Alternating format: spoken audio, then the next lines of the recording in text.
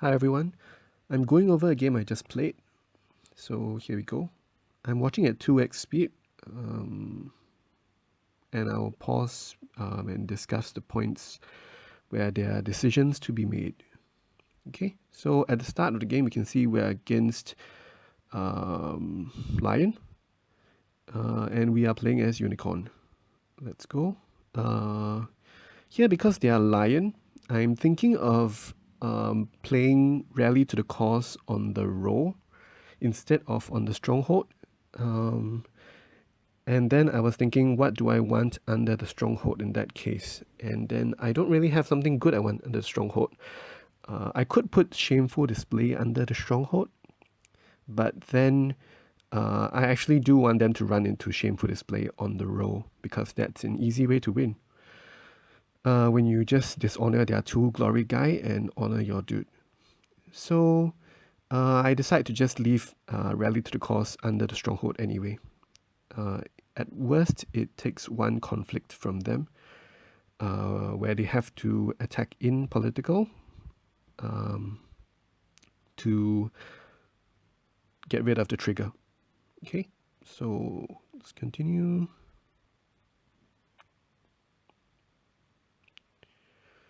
Okay, so the first part of every turn is the dynasty. It's extremely important. So here on the first turn, I don't really want to see Shahai or Master because my opponent is Lion and they are going to be having Feast or Famine. So I don't really want to fate up my dudes. Um, I'd rather the most important thing I want is a charge target, which I do have in Moto Juro right now, which is good. And I'm going to be looking for more low cost characters to play. And if I don't get any low cost characters, I will still have conflict characters to play from hand. So I'm just going to mulligan Shahai and Master.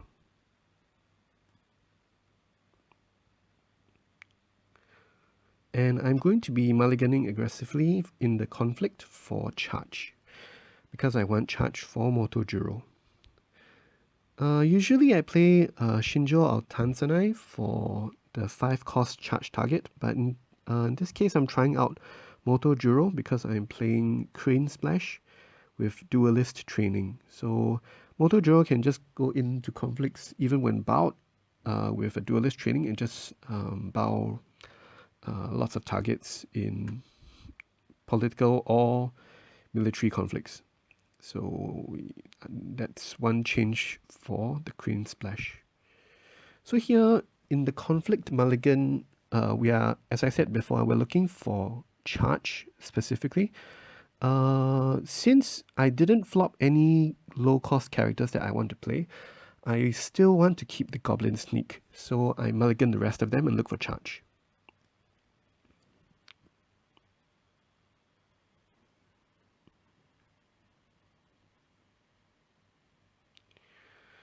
So great, I found 2 charge and that's fantastic. I even have 2 big guys to charge and it's possible that I will charge both of them. 2 Goblin Sneaks also is fine. Unfortunately, at this point, I noticed that I do not have any. I do not have any cavalry to sacrifice for my stronghold ability to get the extra conflict. So one possible play here is I can do 2 charges and sacrifice one of the charged dudes, probably Shono, and then I can go for the second conflict with Motojuro.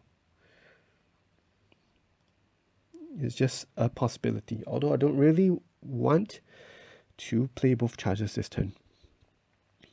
Since I have nothing to play on turn 1, I don't really want to play Shinjo Shono, because if I fade her up, she's open to get Feast of Famine, and I'm fine just using her as a charge target until I find out where Feast of Famine is. So my opponent plays Tactician's Apprentice here, which gives him a card if he bids lower than me. So in this case, usually I will straight bid 5 on the first turn, no questions asked. But since he has Tactician's Apprentice, I'm thinking that he will want to bid 4 and get max value. So I choose to bid 4, trying to be greedy and deny him that draw. And to my surprise, he bids 1. So this is already a very good sign for me because he's only drawing 2 cards this turn, and I've drawn 4 cards. So I'm very favored in the first turn. In the draw phase, we have nothing to play except using our Imperial Storehouse, and we will go ahead and do that. We picked up another charge on our draw, and a Talisman. Talisman is going to be good to bring them to Feast of Famine or to Shameful Display, or possibly to Uphold Authority. Anyway, here we don't have to play anything yet. We can just pass. And here, since we are the first player, I need to make a conflict. So I will play the Goblin Sneak and go for a ring. So here, we have to decide which ring to go for. In a neutral position, we do want to usually go for the Earth ring because it's the most valuable. But this is not a neutral position. Since we flopped a Keeper Initiate, the Fire ring is especially valuable for us. And doubly so because he has Ikehata on the board, which is 2 glory. And if we can dishonor him, then he will be 0/0 on strength. So I do play the Goblin Sneak and go for military on fire. In this case, I choose to attack which the province that Honored General is sitting on. This forces him to play charge if on this conflict, rather than allowing him the chance to play charge on his attack later on. For example, if he doesn't, if I play charge on my dude and break the province, then he can't play charge when he smacks me. So that's that. So we're going to play Goblin Sneak and go fire on Honored General.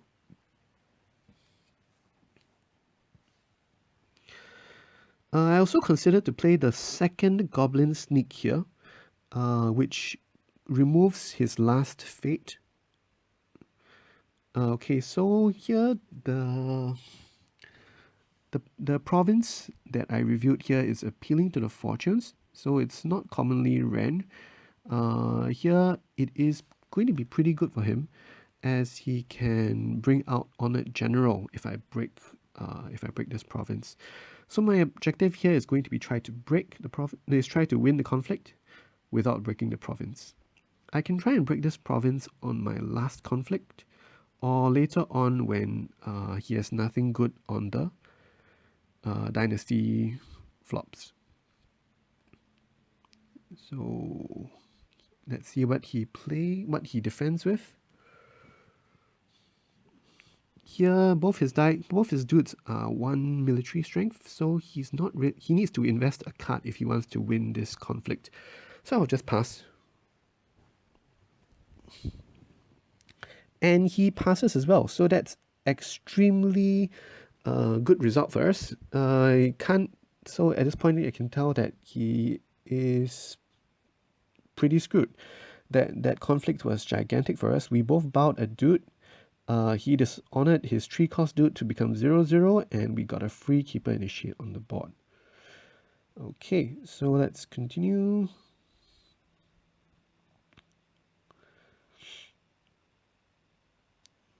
So now he's going to play Ornate Fan in order to have some strength to make his attack.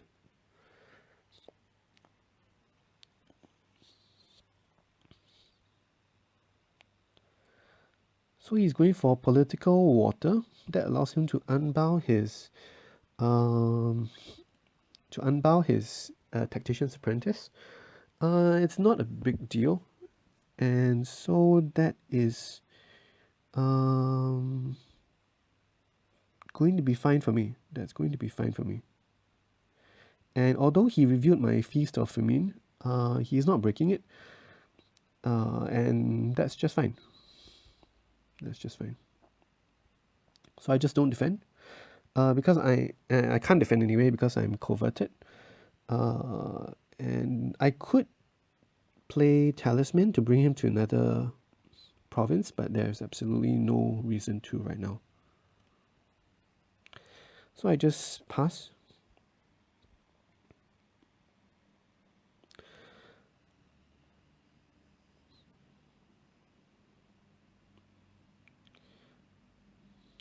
So the plan here is going to be to make our own political conflict with our keeper initiate, and we can do that back on appealing to the fortunes.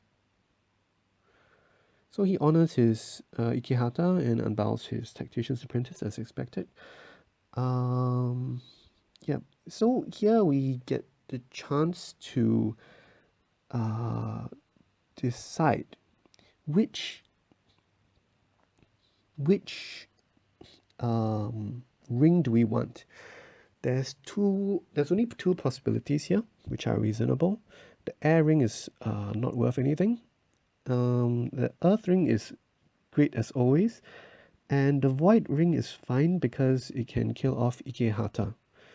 So here both choices are reasonable. I believe I chose the earth ring this time. Can't remember. It might be the void ring. No, I think I chose the void ring this time. Yeah, because it kills Ikehata with his fan, if successful. And he needs to invest a card in order to be ahead in this conflict. And I still have some resources up my sleeve. I have Invocation of Ash. He does not defend the conflict, which is extremely good for me. Another good result, I get to kill off Ikehata.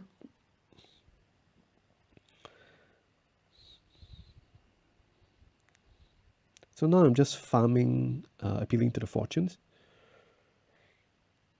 He comes in to defend with... No, he comes in to attack on military on Earth with his Tactician's Apprentice on upholding authority. So here, obviously we cannot defend.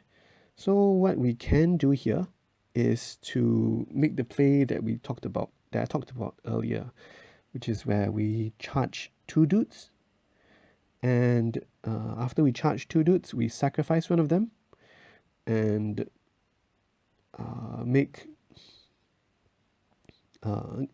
get the extra conflict with that, and then we can go in with the extra conflict with Motoduro. In that case, I would need 3 characters, 2 to outnumber him, and Motoduro to come back home to make the third conflict. So I'm going to play Goblin Snake first, and then 2 charge, and that's the idea. He also, of course, denies him the fabulous Earth Ring resolution. So here we Goblin Sneak.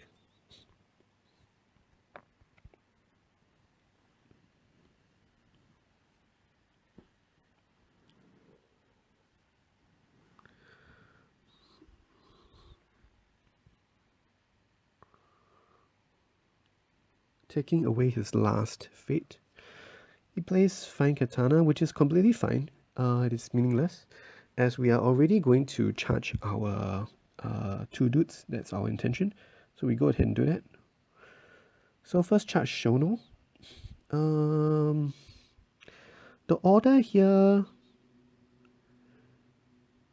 is probably unimportant.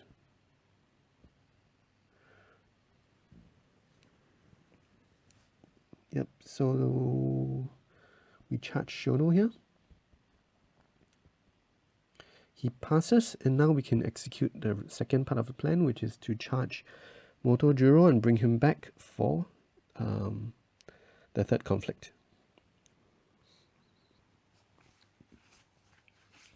And this third conflict is especially valuable. It's actually +1 fate, because he does because we claim the fifth ring.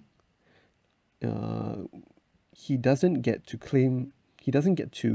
take the fate of the air ring. If we wouldn't make the last conflict on air ring, then there would be one unclaimed air ring. There will be fate on it. He would be first player next turn, and he would take the one fate. So now, by going for the third conflict, we can deny him that extra one fate, which is fantastic, considering that he is at 0 fate.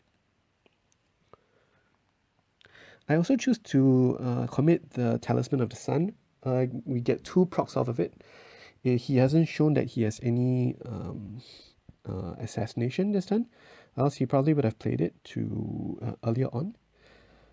And from there we can get a Shameful Display proc off to dishonor him.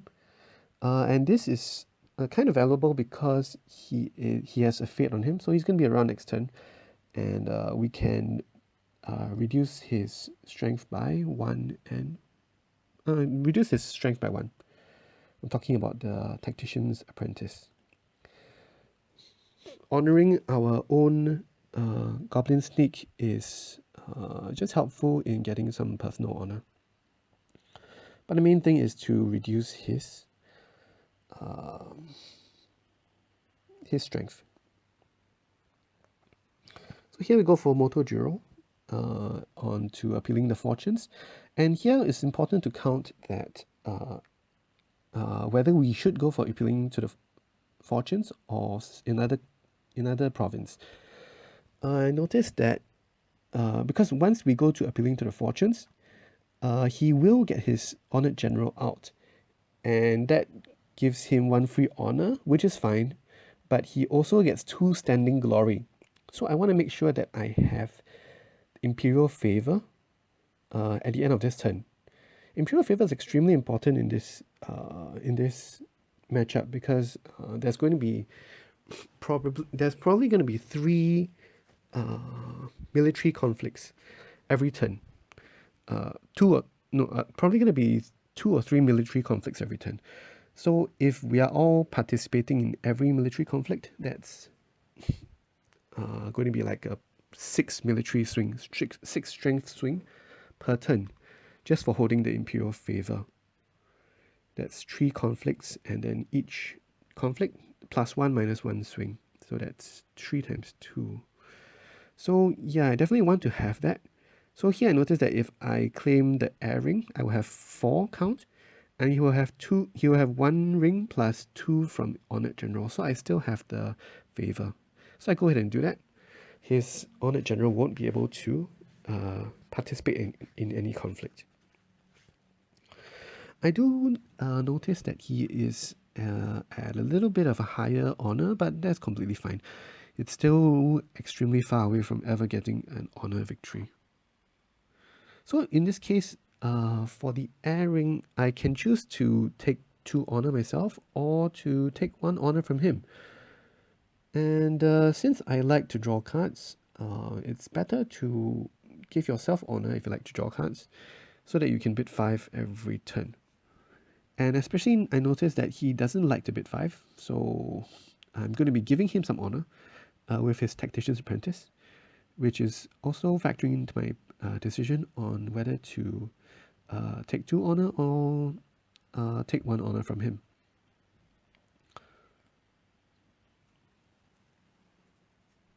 So here, for the favor, we have 2 choices. We have the military favor and the political favor, as mentioned earlier. Since we're making 2 military conflicts most of the time, hopefully, the military favor actually gives us more benefit. So I pick the military favor.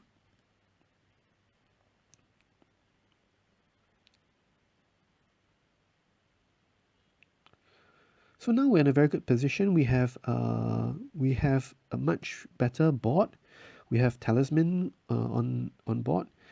We also have broken one dude, one province, and actually that's it. Actually,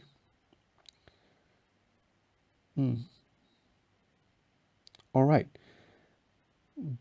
right. Let's go. So I noticed the flops here. He has the spirit collar, and so I check his dynasty discard. He does have the honored general, which I suspect he will be looking to resurrect this turn. Okay, on my flop I have the regulars, which I can use as a charge target, and I'll be looking to do so. I also have Giver of Gifts, but I'm not sure whether I want to play her. One good thing about playing Giver of Gifts is that she can pass on the legacy of the talisman, which is going to die off with the Goblin Sneak if I don't get it off him this turn.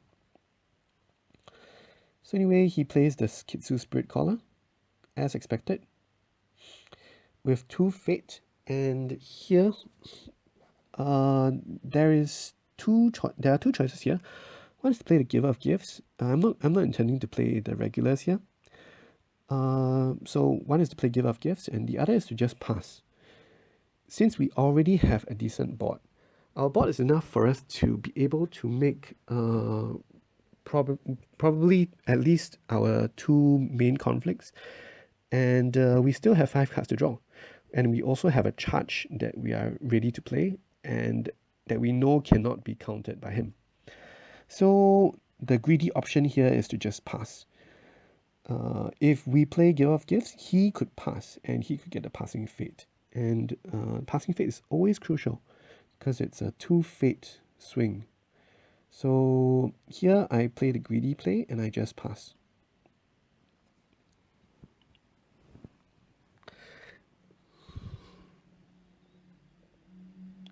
So I'm thinking about the chances of him playing his one of his 1-drops or both of his 1-drops, and I consider that if I were him, I would just take the passing fate. So I pass. So here he gets the chance to play his Matsu Berserker or his Minami Guard. I bid 5 as usual. Here he bids 2. And that's also great for me because I'm drawing more cards than him. On our draw, we manage to get a Spyglass, Curry Favor, and thankfully we get something that we can sacrifice. We get Uchi Wayfinder, which we can sacrifice to proc our Stronghold. We also have 2 Duelist Training in our hand, which we haven't gotten to use yet. We haven't drawn any of our Banzais, but we'll be looking to use that later on. We could use that with our regulars, Minami Kaze regulars this turn. We'll be looking at the option. Our opponent is having the first conflict, so we will just chill. Our only decision is whether to play the Spyglass here or not. And since our dudes don't have any fate on them, I will just skip on the Spyglass. I use the Storehouse, and here we have Force of the River. Force of the River, we can play that with Yuchi Wayfinder, and it's likely, and we can also protect him. No, we can't protect him yet, sorry. We can play with the Yuchi Wayfinder, and it's not that likely that he will have Assassination, since he only drew 2 cards. No, 3 cards. He only drew 3 cards this turn, and we knew he didn't have Assassination last turn. So we'll keep that option in mind, the Force of the River on Yuchi Wayfinder.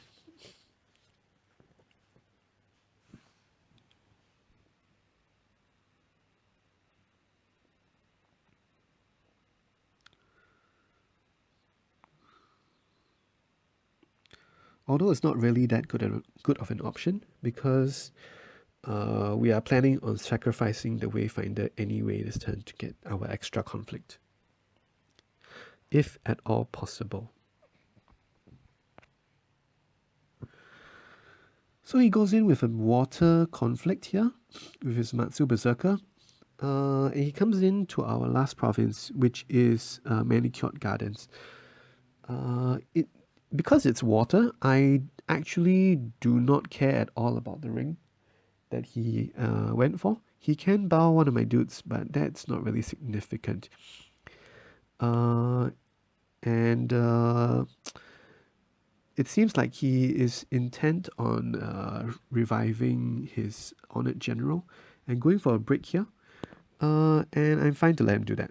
I will just make it not so easy for him and force him to uh, revive his dude in order to break. So I will defend with the minimum possible effort, which is Goblin Sneak.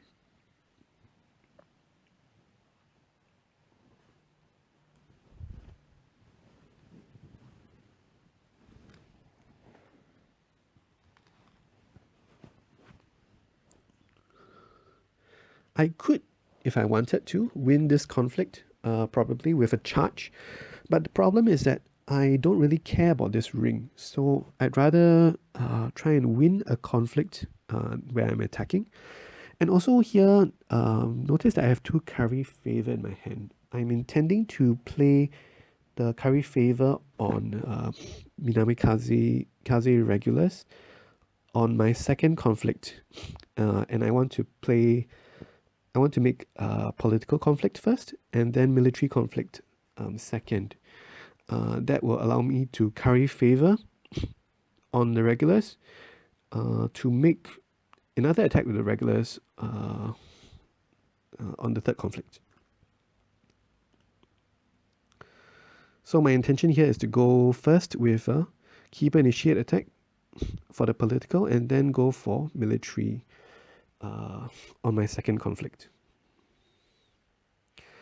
As suspected, he revives his honored general, and I'm just completely fine. It looks like he's made a major boo-boo, as he is opening himself completely up to Feast of Famine from Talisman of the Sun. And I go ahead and do that and see what he has. Maybe he has a Finger of Jade. And to my great surprise, he does not have anything. So obviously this game is completely going to be broken by this. We kill off his Kitsu Spirit Caller. And we get to prolong the life of our Goblin Sneak, who's holding our precious Talisman of the Sun. Of course, we would have liked to extend the life of Minami Kaze regulars, but if we charge him in, he will no longer be breaking Feast of Famine. So this game is probably won at this point in time.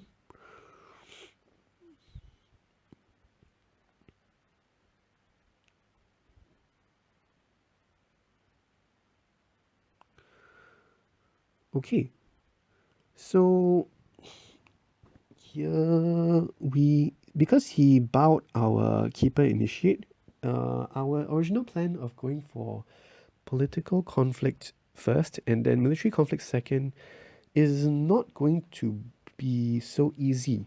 It looks like we have to play our Wayfinder in order to do that. So we'll go ahead and play the Wayfinder to make the political conflict, and again make the military conflict second and charge in the regulars, curry favor, and go for the third conflict with regulars again.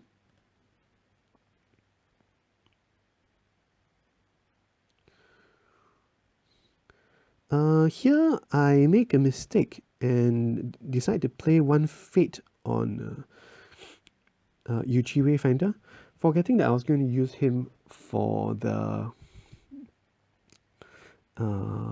Stronghold sacrifice. But now there is also a possibility that I can just play Force of the River and use one of the spirit tokens to be sacrificed. Okay, so here, as I talked about, I'm going for political conflict. There's the choice of ring here. There's, of course, earth, as always. Fire is not useful here. There's nothing to honor that won't be dead come next turn. So void, there's no good void target, so definitely here it's going to be earth. Pretty easy.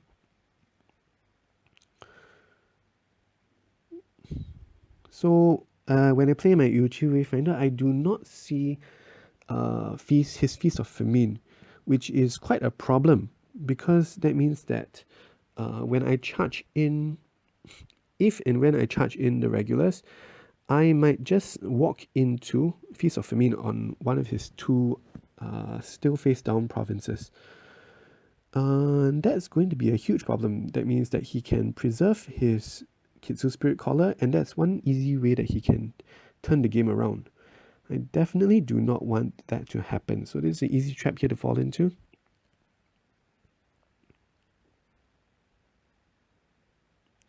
So here I'm considering to just not charge the Minami Kaze regulars, and I can just save it for next turn. He doesn't defend, and it looks like he has no way to win that conflict, so I get an easy Earth Ring. Another great bonus here. I'm very far ahead in Fate count, and I definitely have a board advantage as well.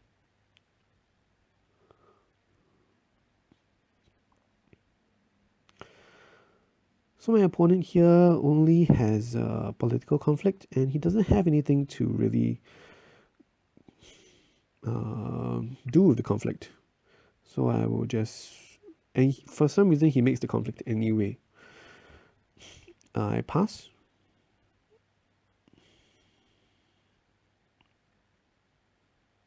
So this doesn't seem like a very good play from him.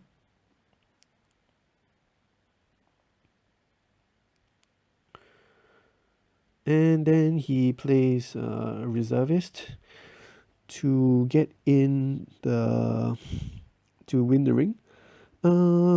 I have a court games here. I can dishonor him, but he is 0 glory, so that doesn't really help.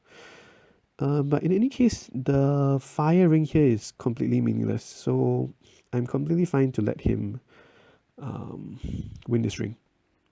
So I pass.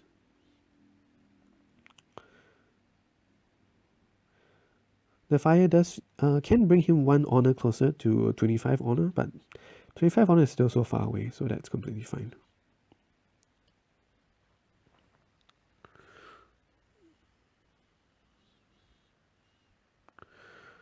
And of course here we have an easy opportunity.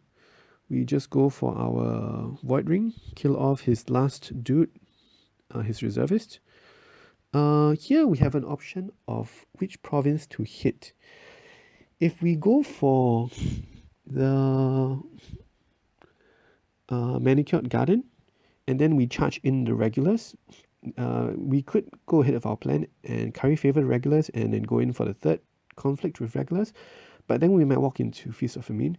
So here what I do instead is check for Feast of Famine first with the Goblin Sneak, and if I and then that's one possibility, but the problem is that even if I just go in with Goblin Sneak, if I hit Feast of Famine, I will still break it because I'm at 3 strength.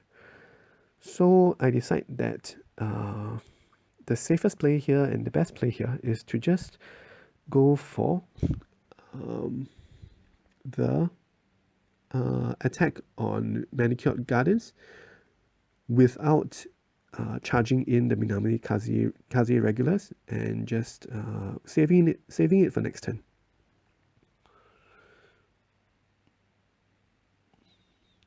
So here you can see my apprehension. Yeah, I go for the safe play here. And here there's another option, which is to break or not to break. If I want to break, I can invest Invocation of Ash. I can invest Force of the River. So here I just choose to break by investing a Force of the River onto Wayfinder.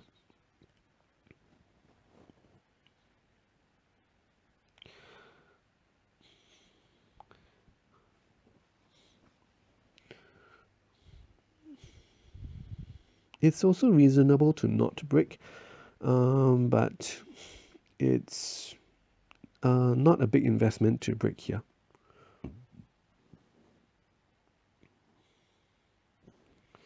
So I go ahead and do that. And I'm not going to use the extra conflict.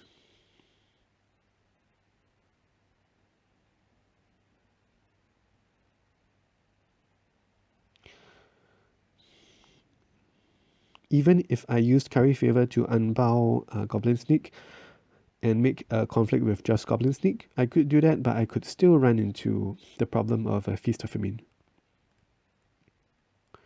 which puts us back into square one. So I just pass and get my favor, and we have a much better board position. We have stuff on the board and he does not. We have 7 fate and he has 0. So here, regulars, I definitely want to keep it. I have charge to go along with it. The Imperial Palace doesn't seem like it will be needed anymore. But it's also fine to keep it. One consideration here is that we have a significant amount of fate.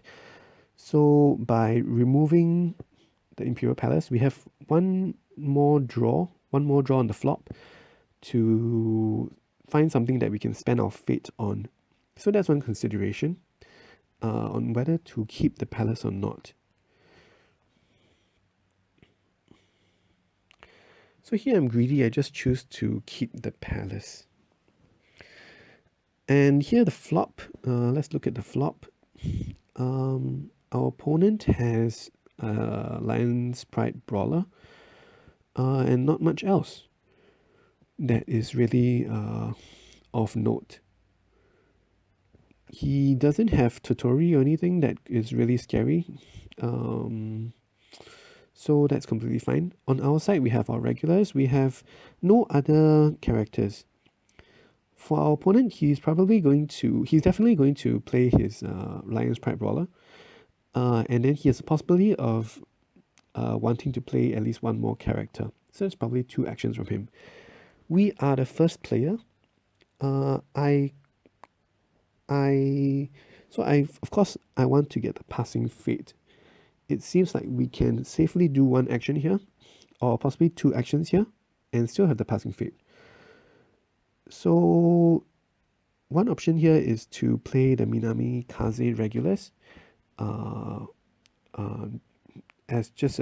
a normal dude, and put like 2 or 3 fate on him.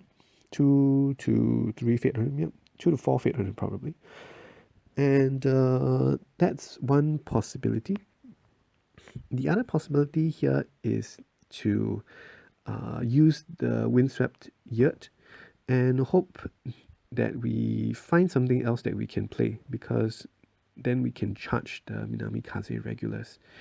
So since we have extra actions to spare, I use the Windswept Yurt first. We can do it for fate or for honor.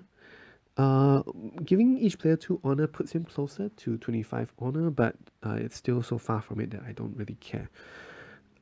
If I give him 2 fate, on the other hand, that wouldn't be so good, because I have a lot of fate and he does not have a lot of fate, so I do not want him to have more fate. So I give both of us 2 honor.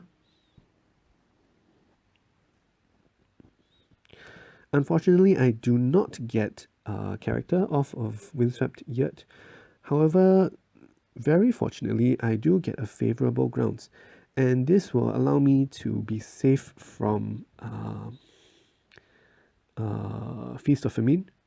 If I run into Feast of Famine, I can just retract one of my dudes so that I don't have to break it. So here, since I don't have anything else to play, I just play the regulars, and I expect that he will have to play 1 more dude in order to have a decent board this turn to participate in enough conflicts. So he plays another dude, and I get the passing fate, which is just hunky-dory.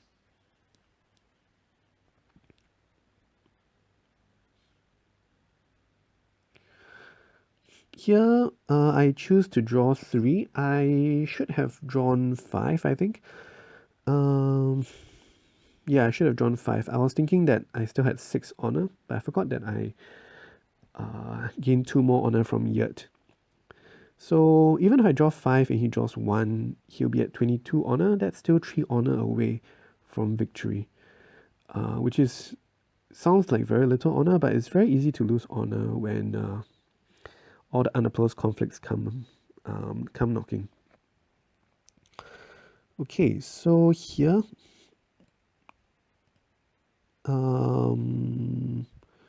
yep, I choose to draw 3. I get, let's see what I get. I get Finger of Jade and a Katana and Senshia. Senshia is going to be great for any hijinks that he has.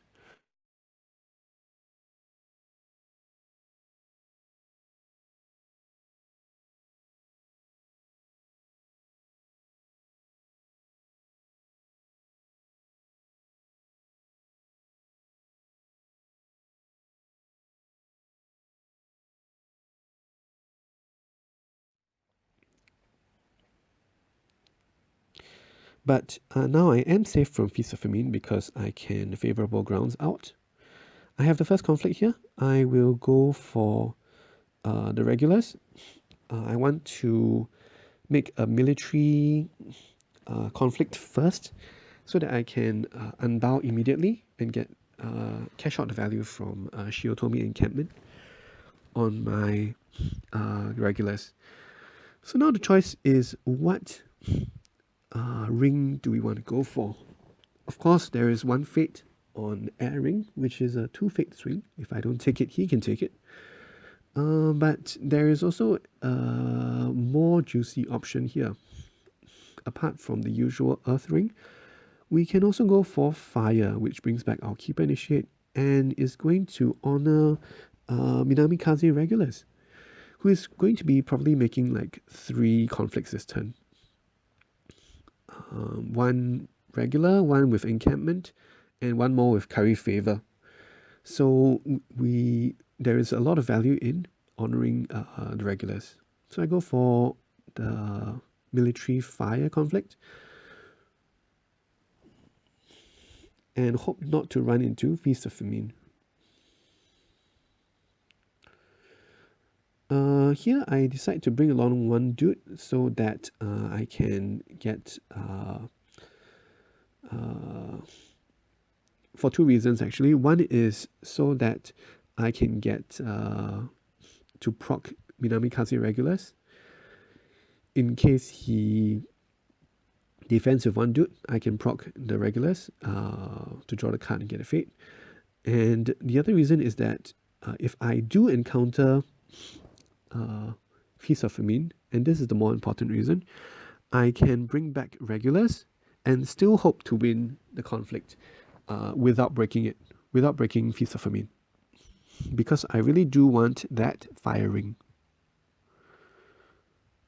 If I bring along Goblin Sneak, that means that I will have 3 strength even after favorable grounds brings out the regulars. So I have to bring along the Wayfinder instead of the Goblin Sneak. So I only have 2 strength, and lo and behold, I do find Feast of Famine, so I am forced to favorable grounds out. My opponent defends with his Tactician's Apprentice. It looks like he is trying to defend his honor to get maybe an honor victory. So here we will try to win anyway without breaking. So I bring out the regulars and see what he has. My ammunition in this conflict is the Force of the River. I also have a bunch of other stuff in my hand. We have the Invocation, we have the Katana. We also have the Duelist training. So he plays Katana, and I trigger Force of the River. If I win this conflict, I can sacrifice one of the river tokens.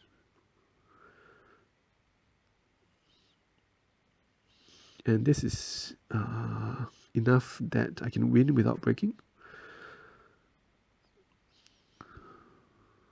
And it looks like he passes, and we get to do everything that we wanted to do and more. We honor everything, bring back keep initiate, and this game is all but over. So it's just making the optimal plays from here on. I just attach a spyglass. It's my first opportunity to do that on someone who can actually make more than one conflict.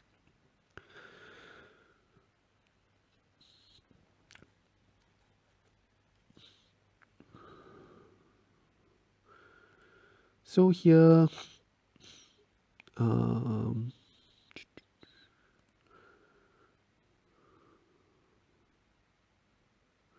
my opponent looks like he's taking the fate of the air ring.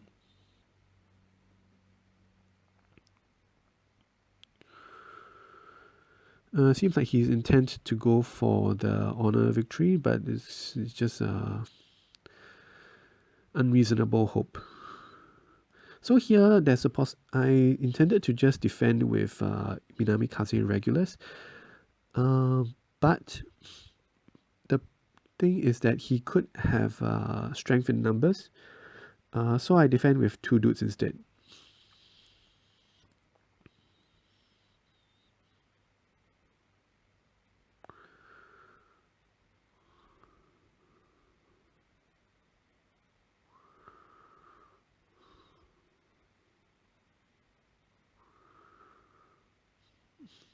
I can still use my encampment to unbow the regulars after this. So he uses Lion's Pride Brawler to bow initiate, which is fine. I can decide here to use my talisman to bring him over to Shameful Display to just dishonor LPB. But because he has 1 fate left in his pool, I decide not to use it here and instead save the Talisman of the Sun charge in case he plays a conflict character and goes for his 2nd conflict for political.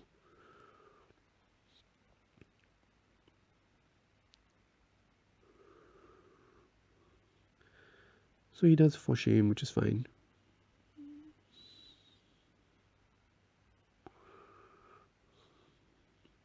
So he does the 2nd for shame.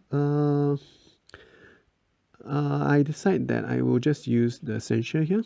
I can't think of what other good stuff what other big event I'm looking to counter here. Since he doesn't have Totori, Way of the Lion is only at most +3. So I just counter the 2nd for shame. Okay, so I win this conflict. I unbow my dude, and my opponent concedes. So that's pretty much the game. Yeah. So overall, it looks like judging the splash, the curry favors and duelist trainings in my hand never actually got used. One reason here is that we didn't have the banzais or enough military boosts or any big military conflicts, maybe big military contests or even political contests for duelist training to really be meaningful. Carry favor could have gotten used on turn 2. Could it be used on turn 1? It could have been used on turn 2, but we were afraid of falling into Feast of Famine. So, and here we could have, of course, used Carry Favor on this turn, which would completely wreck face. But anyway, we will continue to test with the Crane Splash, but it does seem promising. Yep. That's it for this game. I'll see you guys next time.